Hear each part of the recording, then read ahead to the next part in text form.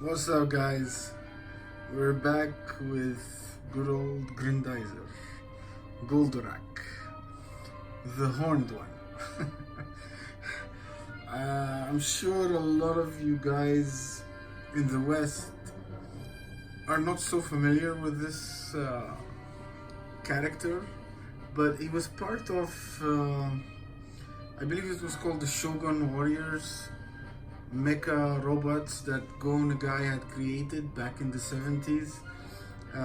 This one's Grendizer. I think other ones that you might be familiar with are Messenger, a Great Messenger. But I mean, for those in the Middle East, Italy and France and Japan, obviously, this is a big deal. This guy was one of the most popular anime robot shows in the late 70s and late 80s and even 90s. And then I think when the new generation came out, they lost interest. Anyway, I digress. So this is basically the latest release for Grendizer by the company known as Evolution, and they're called Evolution Toy, as you can see, but for some reason their branding says Future Quest. This is what they call the Grand Action Bigsize, emphasis on big. There's a coffee mug for reference, and it's a Grendizer one. He is big. He's about, I think, 50 centimeters, or about 500 millimeters. He weighs about 2 kg because there's some diecast on him, not the whole body, but good portions of it, which gives it the extra weight and heft. And this, ladies and gentlemen, happens to be one of the 50, yes, you heard that right, 50 anime colored version, as we can see, of Grendizer that was produced specifically for Jungle as a limited edition by Future Quest. The regular model that Future Quest released was the metallic color version. This is the anime accurate version, and I chose to go with this, and the limited DS got me, so yeah, go figure. Anyway, I just opened up the figure, and I'll tell you what I like about it, and then I'll talk about what I don't like about it. Now, before I go into details and stuff, articulation is what you might expect. So you have your joints on the hips, the knees, feet, hands. They are articulated with individual joints, elbows, shoulders, head, pivots, everything. So it's the regular articulation that you might expect from figures these days. So I don't think we need to waste time going over that. In terms of accessories, he comes with a small Duke Fleet figure that fits in his mouth. Let me see if I can do this one-handed. There you go. So he fits in his mouth region. It's a nice touch. His eyes have LEDs, but the battery is not included, and you need to unscrew it, and I couldn't be bothered at this point, to be honest. He comes with the double Harken. I'll talk about that in a bit. He comes with double Spazer that can be attached to his back via this joint and a hinge at the bottom. There you go. And that's it. There's no more accessories. Pretty simplistic, basic, but I think what this figure has going for it is basically the size. Right? This is one of the largest die-cast figures of Grendizer ever produced. And that's honestly what got me into it. Now, which brings us to our next topic. What I like about this figure. I like the size, obviously. Size matters, guys. Or so they say. Articulation is fine. I would have hoped The joints were a bit more friendly in terms of movement because they're a bit stiff, and I'll talk about that in the things that I don't like. But the size is the biggest wow factor for this figure, especially double Spazer. I mean, it's awesome. My 6-year-old came in, and as I was setting him out, and he says, "I love this figure." It's just the size that gets it. All right, and I think the LED feature is okay, but I doubt you could see Duke Fleet in there, even with the LED on, because he's so tiny. But I like the fact that they allowed that option to be there. And that's about it with regards to what I like. Now, what I don't like. Let's start with price.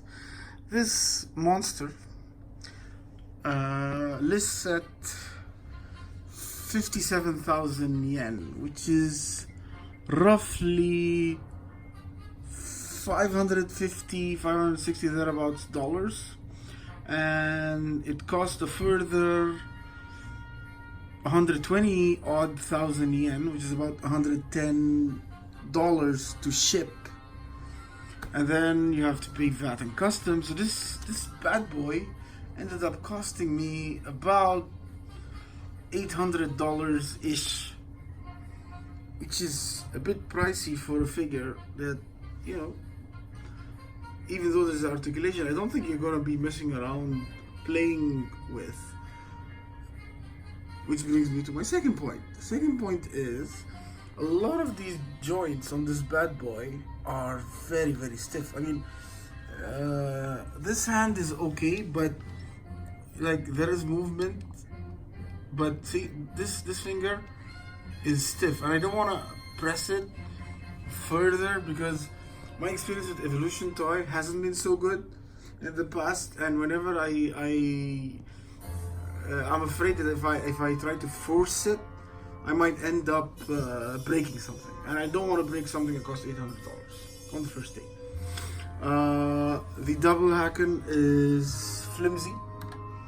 It's not as you would like it to be, especially in terms of the way you put it together. This entire thing is made of plastic, right? I would have preferred that it had more strength to it, but it was very, very flimsy, to be honest. This entire thing, again, is plastic. No die cast whatsoever. So, nice size, plastic. So that's another thing I don't like. Now, another point I heard from a friend when he saw this on display in Japan was that if you attach double Spazer to his back, he will end up leaning. And to be honest, I think that's exactly what's going to happen, because this guy he's not 100% stable. There's give. Why, even though the feet are flat, but he's not stable because these large feet are made of plastic, not metal or die cast. So I doubt that when you'll actually fix double Spazer on his back, that he would stand up straight. I mean, you could manage it if you futz around with it in terms of positioning, but this looks like a lot of weight, and I understand that maybe they made it out of plastic for that exact reason, but this looks like it's going to be a lot of weight on the back. I mean, look at it. Even if I put it this way, it's not trying to balance well. So it doesn't look like it's gonna balance well. And to be honest, I even tried to test that, but I couldn't, because this piece of plastic at the back is very stiff, and like I said, again, I'm afraid that if I start forcing things, I might break stuff. This is not a good thing to have when you've paid so much money. Now I understand, yes, articulation, etc., but if I was to compare this to the Bandai DX series, admittedly that's like almost half this size, but then the whole idea is you're not afraid of playing around with the figure in terms of articulation. So if you charge me so much money, you might as well, throw in that articulation or extra quality. This, not acceptable, right? And by the way, the price of the regular figure isn't that far away from the exclusive. The regular is about $500 anyway, right? So it's not that the fact that this is an exclusive limited edition 50 ES type of figure, that's why the price is expensive. No, you're gonna pay the same exact amount of money that I paid for shipping. You're gonna pay the same exact amount of money that I paid for VAT and customs, right? So the only difference price-wise is that additional $50 to $80 that you pay for the exclusivity. Anyway, is it a nice figure?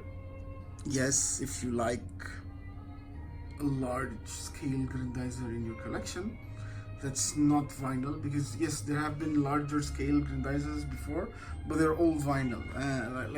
Take that set on the top from Jungle, those are all vinyl, right? But this one's diecast and metal, which is why I was drawn to it. But to be honest, is it worth the money? Hell no, it's not worth the money.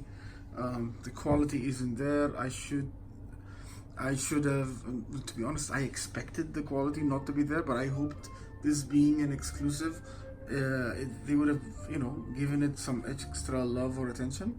But sadly, that is not the case. So this is a difficult one. Would I recommend this figure?